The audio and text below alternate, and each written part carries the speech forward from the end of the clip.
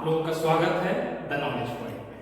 आज हम लोग जो सेशन करेंगे ये हमारा जर्नल का पार्ट 2 है, जिसमें मैं आपको ट्रेडिशनल और मॉडर्न अप्रोच के बारे में बताऊंगा और हम लोग इसके ऊपर एक एग्जाम्पल के द्वारा कैसे क्वेश्चंस में हम लोग एंट्री पास करते हैं, कैसे रूल्स का प्रयोग करते हैं, ये मैं आप लोगों को बताऊंगा। और जो बच्चे को ये नॉलेज नहीं है कि ट्रेडिशनल अप्रोच क्या है या मॉडर्न अप्रोच क्या है, तो मैं उनसे निवेदन करूंगा कि वो हमारे जर्नल का जो पार्ट 1 हमने बना रखा था वीडियो, उसे जाकर के एक बार जरूर देखें। इससे उनका ये नॉलेज इंक्रीज होगा और वो जान पाएंगे कि हमारा ट्रेडिशनल या मॉडर्न अप्रोच क्या होता है। इसके बाद मैं आप लोगों को ये भी बताना चाहूंगा, आप लोग इस वीडियो को अंत तक देखें, क्योंकि अंत में मैं जब आपका क्वेश्चन समाप्त करूंगा तो उस समय मैं आप लोगों को कुछ की पॉइंट्स भी इसमें बताने का काम करूंगा, जो कि आपके जर्नल बनाने के लिए बहुत ही इंपॉर्टेंट है और उसे आप हमेशा अपने दिमाग में या ध्यान में रखेंगे। देखिए, हम लोगों ने अभी ट्रेडिशनल अप्रोच को समझने के लिए मैंने अभी यहाँ पर आपके बोर्ड पर 3 ट्रांजेक्शंस लिखे हैं। ये कॉमन ट्रांजेक्शंस है जो कि बराबर होते रहते हैं किसी भी बिजनेस में। तो मैंने अभी यहाँ पर 3 ट्रांजेक्शंस लिखा है जो मैं अभी आप लोगों को बताऊंगा ट्रेडिशनल अप्रोच के आधार पे कि यहाँ पर हम लोग कैसे एंट्री बनाएंगे, कि कौन कौन से इसमें अकाउंट अफेक्टेड हो रहे हैं, वो कौन से डेट्स में जाएंगे, ये सब मैं अभी आप लोगों को इस 3 ट्रांजेक्शंस की मदद से बताने का कोशिश करूंगा। फिर जब इसके बाद हम लोग जो सेकेंड मेथड पढ़ेंगे वो है मॉडर्न अप्रोच, उसमें भी मैं आपको यही तीनों ट्रांजेक्शंस को मॉडर्न अप्रोच के भी अनुसार से बताने का काम करूंगा। और आप लोग इसके लिए चिंता नहीं करें, मैं पूरा एक एग्जॉस्टिव क्वेश्चन ट्रेडिशनल अप्रोच के लिए एक सेपरेट वीडियो बना करके आप लोग को दूंगा और उसी प्रकार से सेम क्वेश्चन को ही मैं मॉडर्न अप्रोच के लिए भी आप लोग को एक पूरा सेपरेट वीडियो बना करके दूंगा। अभी फिलहाल हम लोग इसके माध्यम से पहले समझने का कोशिश करते हैं कि हमारा किस प्रकार से एंट्री पास होता है।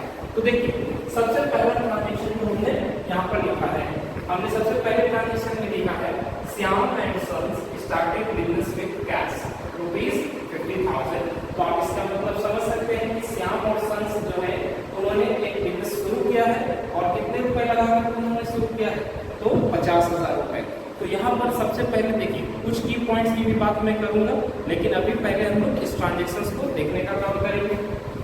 तो यहाँ पर आपको ये देखना है, अभी से अगर आप कोई भी बात सोचते हैं तो आप अपने आप को एक बिजनेस के रूप में सोचने का काम करेंगे। मान लीजिए मैं एक बिजनेस हूँ और आपने मुझे पैसा दिया है ना, आप श्याम एंड सन्स हैं, तो आपने मुझे 50,000 रुपया दिया है, तो मेरे पास क्या फर्क पड़ा, कौन कौन से अकाउंट जो है अफेक्टेड हुए होंगे।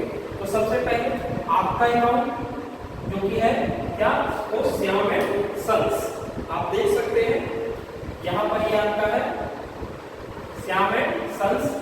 और दूसरा आपने हमारे पास जो 50,000 रुपए दिया है कैश का अकाउंट, ये तो अकाउंट जो है हम लोग का यहाँ पर अफेक्टेड होता है। मैंने आपको बता ही रखा है कि हर ट्रांजेक्शन में एटलीस्ट 2 अकाउंट तो आपके अफेक्टेड होंगे ही होंगे। अब यहाँ पर आपको सोचने का काम करना है। सबसे पहले श्याम एंड सन्स ये क्या है, तो आपका मालिक है। कौन है ये, तो हमारे मालिक है। और दूसरा मेरा कैश अकाउंट है, ये यहाँ से मुझे क्लियर है। तो अब आप देखिएगा, मालिक के लिए हमने आपको पहले भी बताया है अपने बेसिक टर्म्स के वीडियोस में कि मालिक के लिए जो है हम लोग उनके नाम का प्रयोग अपने अकाउंट्स में नहीं करते हैं। मालिक के लिए हमारे अकाउंट्स में सिर्फ 2 शब्दों का प्रयोग किया जाता है, जो कि है कैपिटल या ड्रॉइंग्स। तो आपको मैं बता दूं, जब मालिक कोई भी पैसा या कोई भी वस्तु बिजनेस में लगाता है तो उसको हम लोग कैपिटल कहते हैं, और अगर वो कोई भी वस्तु या कोई भी पैसा अपने निजी खर्चों के लिए बिजनेस से निकालता है तो उसको हम लोग ड्रॉइंग्स कहते हैं।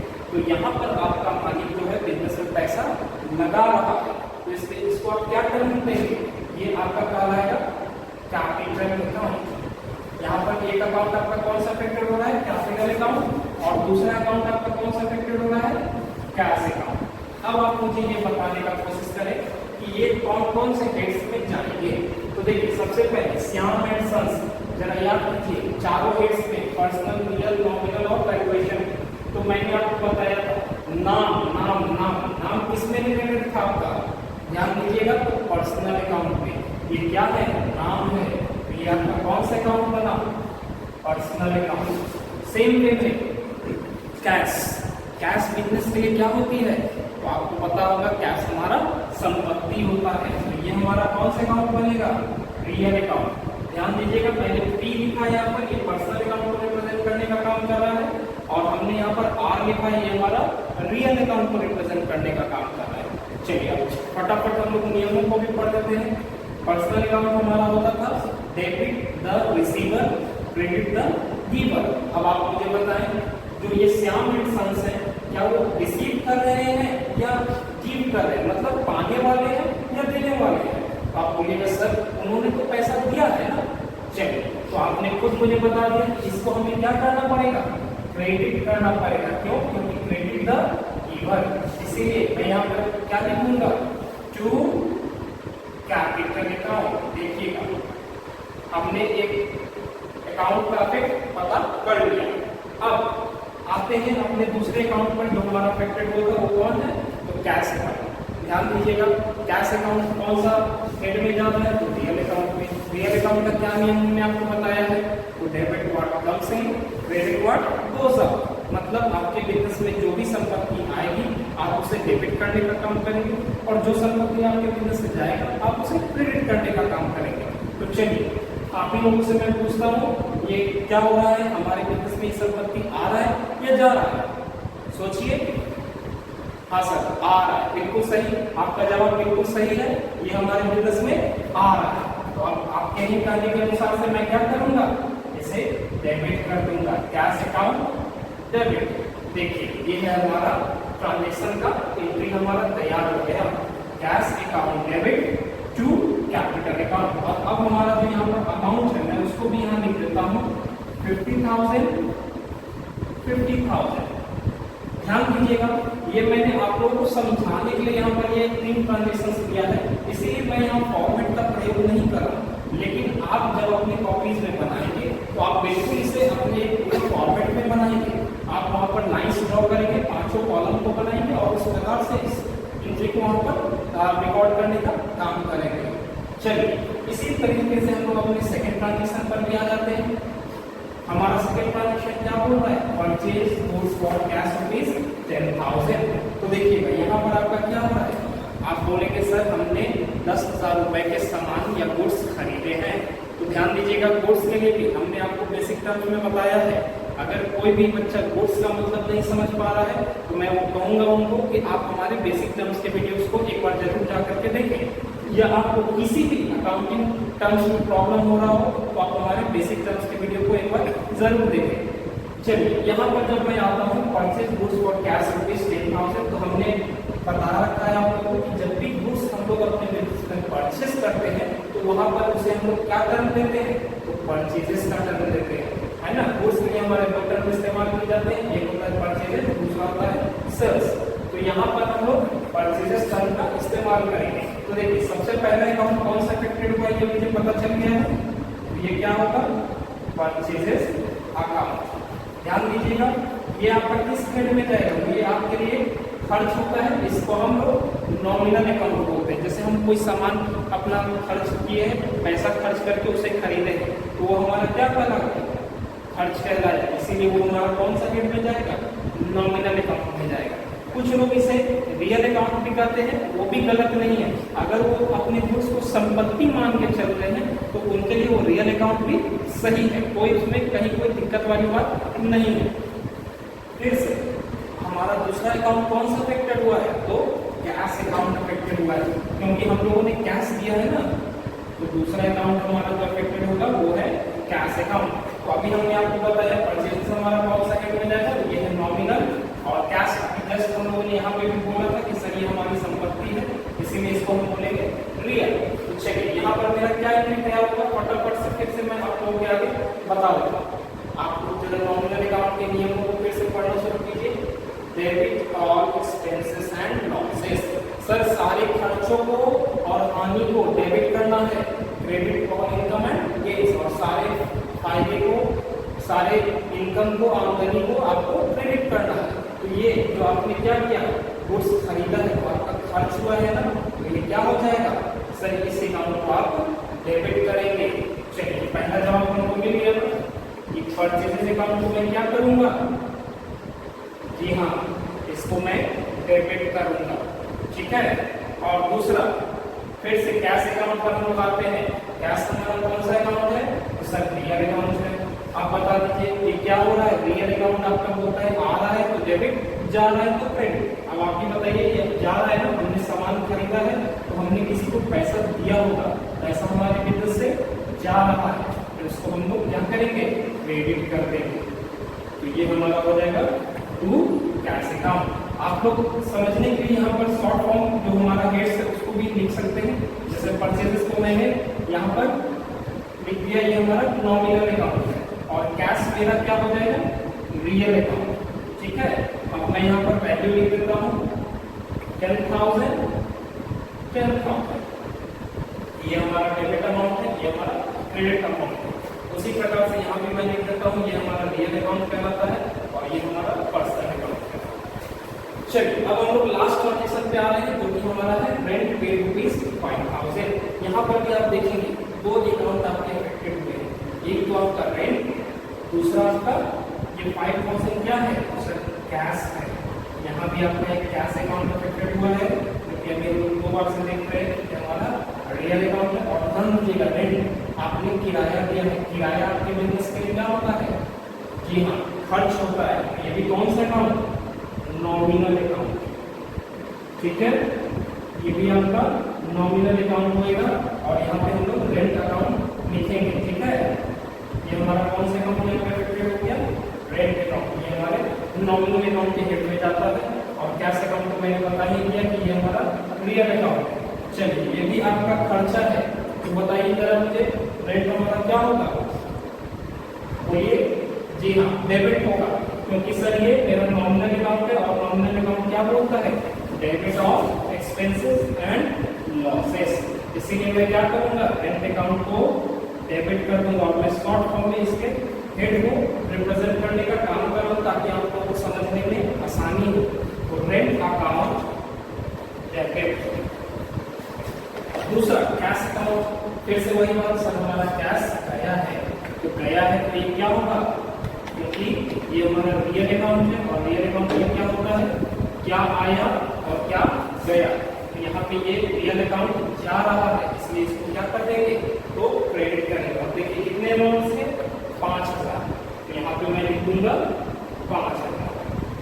चलिए, अब आप लोगों ने तीनों ट्रांजेक्शंस के एंट्री को देख लिया। मैं उम्मीद करता हूँ कि आप लोग समझ चुके होंगे किस प्रकार से हमें इनवॉइस बनानी है। तो अब हम लोग इसके बाद अपने सेकंड मेथड को पढ़ेंगे, जो कि है हमारा मॉडर्न अप्रोच। चलिए, अभी हम लोगों ने सीखा है ट्रेडिशनल अप्रोच ऑफ अकाउंटिंग। अब हम लोग अपने सेकंड टेक्निक को सीखेंगे, जो कि हमारा है मॉडर्न अप्रोच ऑफ अकाउंटिंग।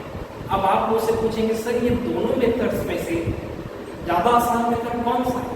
तो मैं पर्सनली अपने पॉइंट ऑफ व्यू से ये बताना चाहूंगा, और आप लोगों के लिए भी ये आसान होगा कि अगर आप दोनों अप्रोचेस को देखते हैं तो उसमें से आपके लिए मॉडर्न अप्रोच ज्यादा आसान होगा, क्योंकि इसमें आपका जो क्लासिफिकेशन है वो सिंपल क्लासिफिकेशन है, और इसका रूल भी बहुत सिंपल है। चलिए कैसे, तो मैं आपको यहाँ पर से अब शुरू करता हूँ। आप देख सकते हैं, मैंने आपको बताया भी था कि मॉडर्न अप्रोच में हमारे अकाउंट्स को 6 कैटेगरीज में बांटा जाता है, और वो कौन कौन से हैं आप देख सकते हैं। पहला हमारा होता है एसेट्स अकाउंट, दूसरा है लायबिलिटीज, तीसरा कैपिटल, चौथा आपका एक्सपेंस, पांचवा आपका इनकम, और छठा हमारा विड्रॉल अकाउंट है ना। इन सभी शब्दों का क्या अर्थ होता है मैंने ये आप लोगों को बेसिक टर्म्स में अच्छे से समझा रखा है। चलिए, अब इसके बाद मैं आप लोगों को अभी जो सिखाऊंगा ये टेक्निक काम कैसे करता है, इसमें हम लोग कैसे एंट्री का फॉर्मेशन करते हैं। तो मैं आप लोगों को इसका एक छोटा सा टेक्निक है जो मैं अभी आप लोगों को समझाऊंगा। तो आइए हम लोग सीखते हैं मॉडर्न अप्रोच। यही हमारा मॉडर्न अप्रोच अभी हम लोग आप लोगों के साथ शेयर करेंगे। हमने आपको भी बताया है मॉडर्न अप्रोच में हम अपने अकाउंट्स को 6 कैटेगरीज में बांट देते हैं। देखिए, उन्हीं 6 कैटेगरीज को मैंने फिर से 2 हेड्स में रखा है। पहला हमारा हेड है डेबिट का हेड, दूसरा हमने क्रेडिट का हेड बनाया है। अब आप देख सकते हैं डेबिट के हेड्स में मैंने किनको रखा है? एसेट्स को रखा है, दूसरा मैंने एक्सपेंस को रखा है, और तीसरा जो कि आपका विड्रॉल था वही उसी को हम लोग क्या बोलते हैं? ड्रॉइंग्स कहते हैं। तो हमारा एसेट्स हो गया, एक्सपेंस हो गया और ड्रॉइंग्स हो गया। सेम वे में अगर आप क्रेडिट हेड में आते हैं तो यहाँ पर मैंने लायबिलिटीज को रखा है, रेवेन्यू या इनकम को रखा है, तीसरा कैपिटल को रखा है। ये क्रेडिट हेड में क्यों रखे गए हैं या ये आपके डेबिट हेड में क्यों रखे गए हैं, ये भी बात आपको जैसे ही आप आगे और पढ़ेंगे, लेजर बनाएंगे, उसके बाद आपको ये अंडरस्टैंडिंग डेवलप कर जाएगी कि क्यों इनको हम डेबिट हेड्स में रखते हैं और क्यों इन आइटम्स को हम लोग अपने क्रेडिट हेड में रखते हैं। अभी फिलहाल आप टेक्निक को समझने का काम करें। तो चलिए, हमने तो 2 हेड्स में सबसे पहले अपने 6 कैटेगरीज ऑफ अकाउंट को बांट दिया है। अब आप जानेंगे कि करना क्या है। तो देखिएगा, ये हम लोग क्या लिखेंगे यहाँ पर, मैं यहाँ पर आपके लिए एक लाइन लिख देता हूँ, इन केस ऑफ इंक्रीज, है ना। ध्यान देना है क्या मैंने लिखा है, in case of increase. Increase जब भी आपके होंगे, अगर ये बिजनेस में इन तीनों में से कोई भी आइटम, अगर आपके बिजनेस में इनका वैल्यू इंक्रीज हो रहा है ना, तो आप इन तीनों में से कोई भी अगर आइटम इंक्रीज हो रहा होगा तो उसको आप क्या करने का काम करेंगे, आप उसे अपने बुक्स ऑफ अकाउंट में डेबिट कर देंगे। ठीक है, मैं फिर से बता दूं, जैसे मान लीजिए एसेट्स आपका मान लीजिए 10,000 रुपए का था, आपने 2,000 रुपए का और एसेट खरीद लिया, तो आपका इंक्रीज हो रहा है, उस एसेट्स को आप क्या करिएगा, डेबिट कर दीजिएगा। कोई खर्चे भी हैं, अगर खर्चे मान लीजिए 5,000 का खर्चा तो था, अब और मेरा इंक्रीज करके 3,000 और बढ़ गया, 8,000 रुपए का हो गया, तो खर्चे को भी मैं क्या करूंगा, डेबिट कर दूंगा। क्यों? क्योंकि मेरा इंक्रीज हो गया। उसी वे में सेम अगर आपके बिजनेस में लायबिलिटीज इंक्रीज करेगी, रेवेन्यू या इनकम इंक्रीज करेगी, या अगर कैपिटल इंक्रीज करेगा, तो आप उसको क्या करेंगे, क्रेडिट करने का काम करेंगे। तो यही आपका कहता है मॉडल अप्रोच कि अगर इन तीनों आइटम्स में कोई भी इंक्रीज करे तो आप उसको डेबिट करें, और अगर इन तीनों आइटम्स में अगर आपके बिजनेस में कोई भी आइटम इंक्रीज करे तो आप उसको क्रेडिट करें। अब यहाँ पर बात आ गई, यहाँ पे इस बात को ध्यान दीजिएगा, इंक्रीज, मैंने क्या वर्ड लगा है, इंक्रीज, और तब इस बात को भी आप ध्यान देते जाइएगा कि डेबिट किसे करना है और क्रेडिट किसे करना है, इंक्रीज के केस में। अब आप लोगों के मन में ये भी बात आएगा कि सर अगर इनका वैल्यू डिक्रीज करे तब क्या करना है, कुछ नहीं। देखिए मैं यहाँ पर लिख देता हूँ, इन केस ऑफ डिक्रीज, है ना, अगर इन तीनों आइटम में से या इन तीनों आइटम में से कोई भी आइटम अगर आपका डिक्रीज कर रहा होगा, है ना, क्या कर रहा होगा, डिक्रीज, उस केस में हम लोग क्या करेंगे, इन तीनों आइटम्स को रिवर्स कर देंगे। क्या करेंगे, रिवर्स, मतलब हम इन तीनों आइटम्स को इधर क्रेडिट हेड में लिखेंगे। कहने का मतलब क्या हुआ, उन्हें क्रेडिट कर देंगे। ठीक है, तो जब आपका ये तीनों आइटम आपके बिजनेस में इंक्रीज करे तो आप उसको डेबिट कीजिएगा, और जब ये डिक्रीज करेगा तो आप इसको क्रेडिट कीजिएगा। उसी प्रकार से अगर ये तीनों आइटम्स आपके बिजनेस में इंक्रीज करेगा तो आप क्या कर रहे थे, इसको क्रेडिट कर रहे थे, तो अगर ये डिक्रीज करेगा तो आप इसको क्या करने का काम करेंगे, इसको आप डेबिट करने का काम करेंगे। मतलब डेबिट कर देंगे, डेबिट हेड में इन तीनों डेबिट हेड में आप इसे लिखने का काम करेंगे। जैसे कि अगर आपका मान लीजिए आपका कोई लायबिलिटी था, कोई क्रेडिटर्स थे, अगर वो 10,000 रुपए का था, आपने उसको 3,000 रुपए का पेमेंट कर दिया, तो 3,000 रुपए से वो घट गया, तो अब उस समय 3,000 रुपए से आप उसको क्या कीजिएगा, डेबिट कर दीजिएगा। चलिए, इसी को हम लोग जो भी एग्जाम्पल हमने लिया था ट्रेडिशनल अप्रोच में, उसी एग्जाम्पल के द्वारा मैं अभी आप लोगों को मॉडर्न अप्रोच के द्वारा उस एंट्री को फॉर्म करना सिखाता हूं, और आप खुद देखेंगे कि कैसे मॉडर्न अप्रोच में हम लोग एंट्री का फॉर्मेशन करते हैं। देखिए, हमने वही 3 ट्रांजेक्शंस को फिर से लिया है जो हमने अभी आपको ट्रेडिशनल अप्रोच में बताया था। यहाँ भी कुछ चीजें आपके लिए कॉमन हो जाएंगी, जैसे कि अकाउंट्स को आइडेंटिफाई करना, ये आपको आना चाहिए।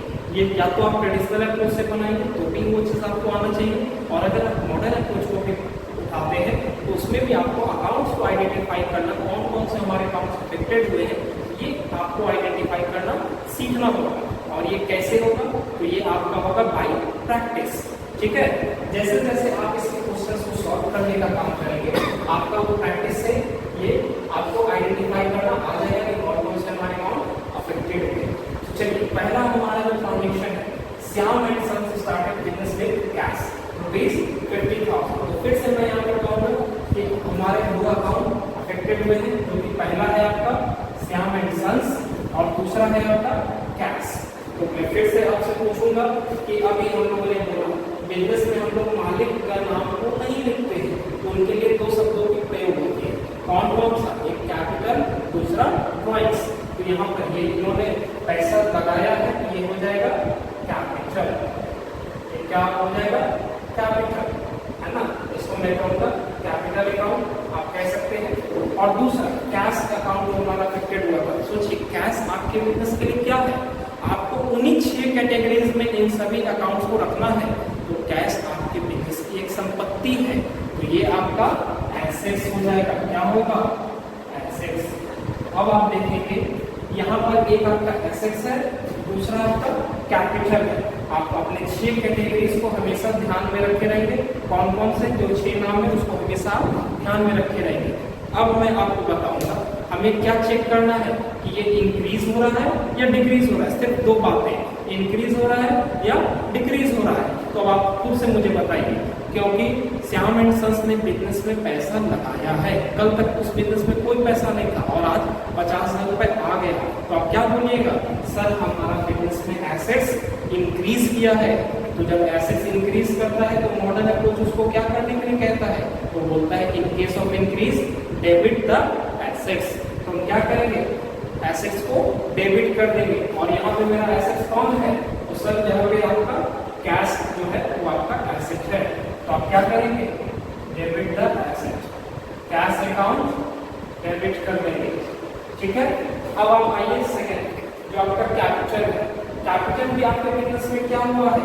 तो ध्यान दीजिएगा, कल तक जैसे आपके बिजनेस में कैपिटल, पहले मैं आपको बता देता हूँ कि एक प्रकार की लायबिलिटी होती है बिजनेस के लिए, है ना। अब आप फिर से पूछेंगे सर मालिक का पैसा बिजनेस के लिए लायबिलिटी कैसे होती है? तो मैंने इसको अपने अकाउंटिंग प्रिंसिपल्स के एक कंसेप्ट में बहुत अच्छे से एक्सप्लेन किया है, जो कि है सेपरेट एंटिटी कंसेप्ट या बिजनेस एंटिटी कंसेप्ट। अगर आपको इस बात को समझने के लिए दिक्कत हो रहा हो तो आप उस वीडियो का रेफरेंस ले सकते हैं। ठीक है। अभी आप ये समझें कि हमारा कैपिटल जो होता है वो बिजनेस के लिए एक लायबिलिटी होती है। और कैसी लायबिलिटी? इंटरनल लायबिलिटी हम लोग इसको बोलने का काम करते हैं। तो सीधी सी बात है, हमारे बिजनेस में जो 50,000 रुपए श्याम एंड सन्स ने लगाया वो भी तो एक कर्ज को बढ़ाया ना।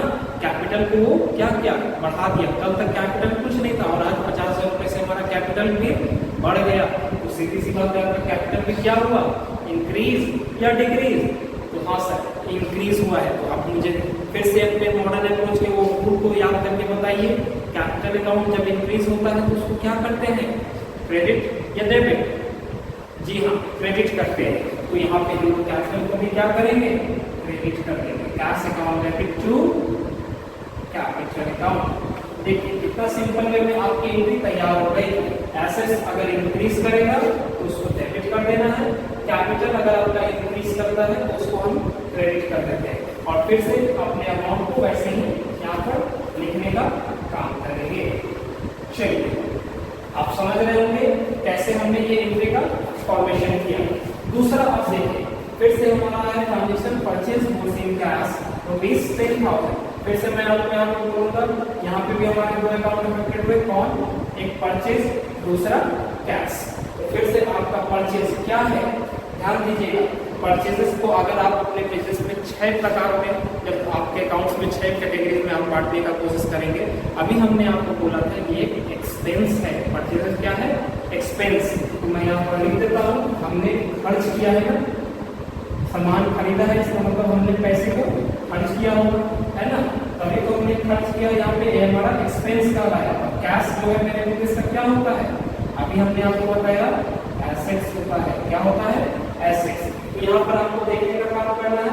एक आपका जो है एक्सपेंस अफेक्टेड हुआ है, दूसरा आपका एसेट्स। अब आप फिर से सोचने का काम करें कि दो बातें, सर इंक्रीज हो रहा है बिजनेस में या ये फिगर डिक्रीज हो रहा है। फिर से आपको मैं पूछूंगा, आपने खर्च किया है तो खर्च आपका इंक्रीज हो रहा है ना? बिल्कुल। तो आप क्या करें? इस अकाउंट को डेबिट कर देंगे। अगर एक्सपेंस हमारे बिजनेस में इंक्रीज होता है तो आप देख सकते हैं, याद कीजिए यहाँ पर मैंने लिखा था in case of increase in तीनों अकाउंट में, जिसमें एसेट्स था, एक्सपेंस था और वॉइस था। तो एक्सपेंस भी मेरा इंक्रीज हो रहा है, इसलिए मैं उसको डेबिट कर दूंगा। Purchase account debit. अच्छा, दूसरा है ये एसेट्स का हमारा जो है कैश। जैसे ही मैंने पैसे खर्च किए होंगे, हमारे बिजनेस से पैसा क्या हुआ, बढ़ गया या घट गया? हाँ सर, घट गया। तो अब आप ही मुझे बता दीजिए इन केस ऑफ डिक्रीज क्या होगा था?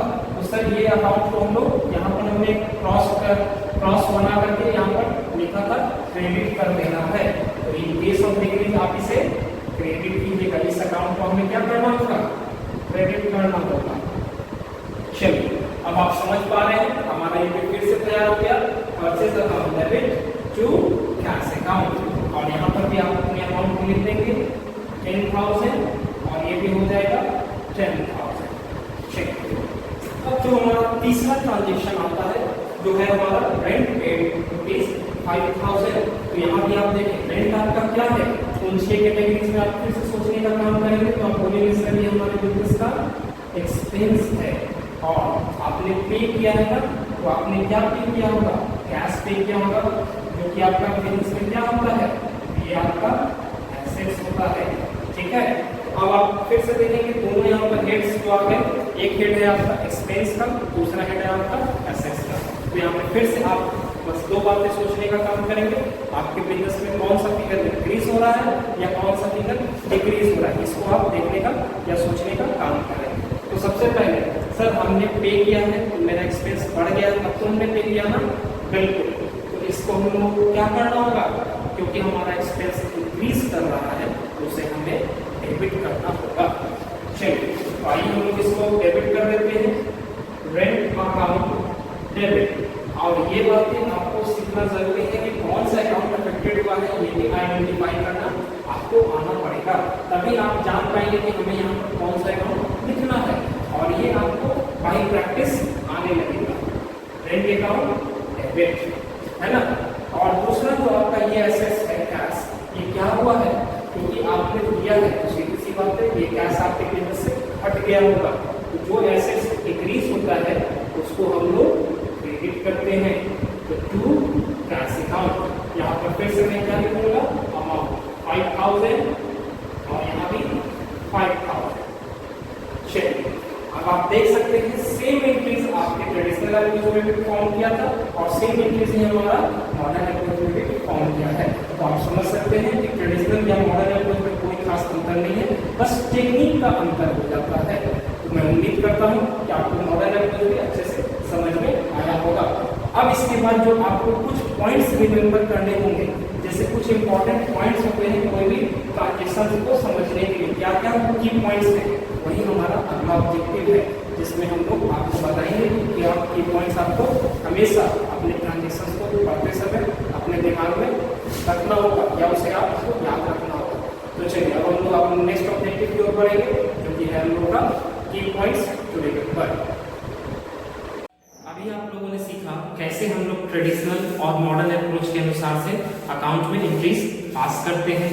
अब मैं आप लोगों से कहा था कि मैं आपको लास्ट में कुछ की पॉइंट्स बताने का काम करूंगा, जिसको कि आपको अपने हमेशा रिमेंबर रखना है, हमेशा अपने दिमाग में रखना है कभी भी अकाउंटिंग में एंट्रीज पास करने के दौरान। जो कुछ कॉमन बातें हैं जो हमेशा आपको आनी चाहिए वो मैं अभी आपको बताने जा रहा हूँ। तो देखिए, मैंने यहाँ पर कुछ की पॉइंट्स लिखे हैं जो मैं आपके आगे पढ़ देता हूँ।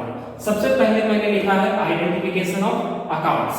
देखिए, कोई भी ट्रांजैक्शन जब हमारे बिजनेस में दिया होता है या आपके बुक्स में दे रखा है, तो वहां पर ये आपके पास नॉलेज होनी चाहिए कि हम अकाउंट्स को किस प्रकार से आइडेंटिफाई करेंगे। अगर आप अपने अकाउंट को आइडेंटिफाई ही नहीं कर पाइएगा तो ये आप जान ही नहीं पाइएगा कि किस अकाउंट को हमें डेबिट करना है और किस अकाउंट को हमें क्रेडिट करना है। इसीलिए अकाउंट्स को आइडेंटिफाई करने का नॉलेज आपके पास बिल्कुल होना चाहिए। तो पहला हमारा की पॉइंट्स क्या हुआ कि हमारे पास अकाउंट्स को आइडेंटिफाई करना ये हमारा नॉलेज में होना चाहिए, मतलब कौन सा अकाउंट हमारे किस हेड में जाएगा। अगर मैं बात करूं ट्रेडिशनल की तो पर्सनल कौन है, रियल कौन है, नॉमिनल कौन है, ये आपको आइडेंटिफाई करना आना चाहिए। और अगर मैं बात करूं मॉडर्न अप्रोच का तो वहां पे भी मैंने 6 भागों में बांटा था आपके अकाउंट को, तो वो किस हेड में जाएगा ये आपको उसको आइडेंटिफाई करना आना चाहिए। चलिए, दूसरा मैंने लिखा है simple entry and compound entry. तो मैं आपको बता दूं सिंपल एंट्री और कंपाउंड एंट्री क्या होता है। तो देखिए, हम लोग जब बिजनेस में ट्रांजैक्शंस का एंट्री पास करते हैं तो कुछ ऐसे ट्रांजैक्शंस हैं जिसमें हमारा सिर्फ एक ही अकाउंट डेबिट होगा और एक ही अकाउंट क्रेडिट होगा। तो वैसे एंट्री को हम लोग सिंपल एंट्री कहेंगे। और जिस एंट्री में हमारे एक से ज्यादा अकाउंट डेबिट हो रहे होंगे या एक से ज्यादा अकाउंट क्रेडिट हो रहे होंगे, उस एंट्री को आप क्या कहेंगे? उस एंट्री को आप कंपाउंड एंट्री कहने का काम करेंगे। अब मैंने तीसरी बात आपसे लिखा है when to mention the name of any person। तो यहाँ पर ध्यान दीजिएगा, आप अपने बिजनेस ट्रांजैक्शन में कब किसी व्यक्ति विशेष का या किसी ऑर्गेनाइजेशन का, पर्सन का नाम जो है लिखने का काम करेंगे। तो यहाँ पर मैं आपको बता दूं कि अगर आपके किसी ट्रांजैक्शन में अगर लिखा हुआ है परचेसेस गुड्स या सेल ऑफ गुड्स, है ना, अगर वहां पे मैं आपको बताऊंगा कि कैश वर्ड का इस्तेमाल नहीं किया गया है, तो उस केस में आप हर ट्रांजैक्शन को क्या मानेंगे? आप उसे क्रेडिट ट्रांजैक्शन मानने का काम करेंगे। मतलब कि वो आपका क्रेडिट परचेस कहलाएगा या आपका क्रेडिट सेल कहलाएगा। तो ध्यान देंगे, हर वो ट्रांजैक्शन जो आपके कैश ट्रांजैक्शन नहीं है, उस जगह पर आप अपने व्यक्ति विशेष का, अपने पर्सन का या ऑर्गेनाइजेशन का नाम मेंशन करेंगे अपने एंट्रीज में। चौथा, when not to mention the name of any person। तो यहाँ पर अभी हमने आपको बताया कि जिस ट्रांजैक्शन में कैश परचेज या कैश सेल्स की बात नहीं होगी, उस केस में हम अपने नाम को इन्वॉल्व करेंगे। अब जिस ट्रांजैक्शन में आपका कैश परचेज या कैश सेल्स इन्वॉल्व होगा, तो उस केस में हम नाम को इन्वॉल्व नहीं करेंगे। ठीक है, तो अब आपके दिमाग में ये बात आ रहा होगा, सर ये कैसे आइडेंटिफाई करें कि कौन सा ट्रांजैक्शन हमारा कैश ट्रांजैक्शन कहलाएगा और कौन सा ट्रांजैक्शन हमारा क्रेडिट ट्रांजैक्शन कहलाएगा। तो देखिए, मैंने उसी के लिए अगला पॉइंट यहाँ पे बना रखा है, how to identify cash transactions. तो मैं आपको बता देता हूँ, हर वो ट्रांजैक्शंस जिसमें दो वर्ड शामिल होंगे, कौन कौन से? तो एक पहला वर्ड आपका है पेड। क्या होगा? Paid word, PAID, paid word अगर आपके ट्रांजैक्शन में शामिल है, या इन कैश ये वर्ड शामिल है अगर आपके ट्रांजैक्शन में, तो आप उसे क्या मानेंगे? वो आपका कैश ट्रांजैक्शंस कहलाएगा। और जिस ट्रांजैक्शंस में ये दो वर्ड नहीं शामिल होंगे, वो आपका क्रेडिट ट्रांजैक्शन कहलाएगा। तो ध्यान देंगे, पेड वर्ड हो या इन कैश हो, तो उसे आप कैश ट्रांजैक्शन मानेंगे, और जिस ट्रांजैक्शन में ये दो वर्ड में से कोई भी नहीं होगा, तो उसे आप क्रेडिट ट्रांजैक्शन मानेंगे। तो अब आप समझ गए किस ट्रांजैक्शन को हम कैश ट्रांजैक्शन कहेंगे और किस ट्रांजैक्शन को हम क्रेडिट ट्रांजैक्शन कहेंगे। मैं फिर से एक बार यहाँ से रिपीट कर देता हूँ।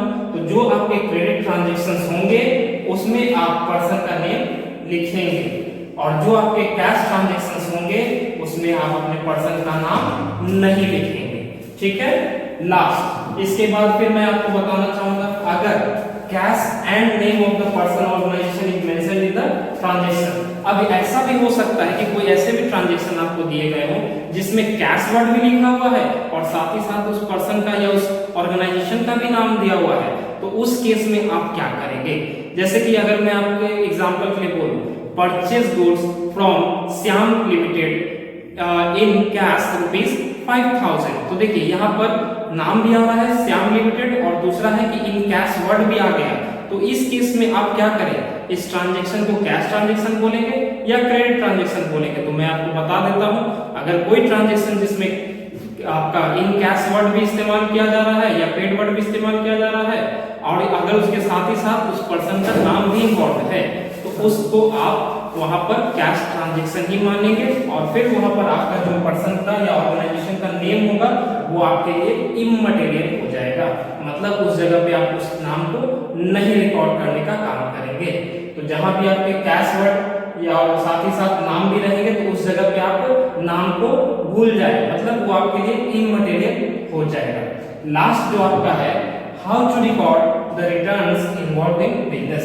तो आपके बिजनेस में बराबर कुछ न कुछ रिटर्न्स होते रहते हैं, क्योंकि हम लोगों का ये है ना लॉन्ग टाइम प्रोसेस है, तो इसमें हमारा रिटर्न्स जो है बराबर होता रहेगा। तो यहाँ पर हम लोग रिटर्न्स को कैसे रिकॉर्ड करें?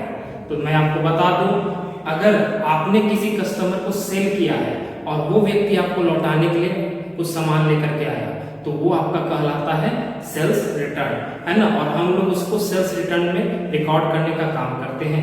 इसी का दूसरा नाम है रिटर्न्स इनवार्ड। अब मैं आपको ये भी बता देता हूँ कि इसे हम रिटर्न्स इनवार्ड क्यों कहते हैं। तो देखिए ये एक ऐसा रिटर्न है जो आपके बिजनेस में इन हो रहा है, मतलब जो कस्टमर को आपने सामान बेचा था वो आपको लौटाने आया तो वो सामान आपके बिजनेस में वापस आ रहा है, इसीलिए इसको हम लोग रिटर्न्स इनवर्ड भी कहते हैं। और अगर आपने अपने किसी सप्लायर को सामान लौटाया है तो वो आपका परचेज रिटर्न कहलाता है, और उसी को हम लोग रिटर्न्स आउटवर्ड भी कहते हैं। तो यहाँ भी वही बात, क्योंकि ये रिटर्न कैसा है, जो ऐसा रिटर्न है जो आपके बिजनेस से बाहर जा रहा है, तो इसको हम लोग क्या कहेंगे, रिटर्न्स आउटवर्ड कहेंगे। ध्यान दीजिएगा, जब भी आप अपने अकाउंट को बना रहे होंगे तो वहां पर आपको परचेज में से परचेज रिटर्न्स को घटाना होता है और सेल्स में से सेल्स रिटर्न को घटाना होता है, ताकि हम लोग नेट परचेज या नेट सेल्स पर पहुंच सके। तो मैं उम्मीद करता हूं कि आप लोगों ने सारे की पॉइंट्स को ध्यानपूर्वक सुना है और इसे आप हमेशा ध्यान पे रखें जब भी आप अकाउंट्स बनाते होंगे। धन्यवाद।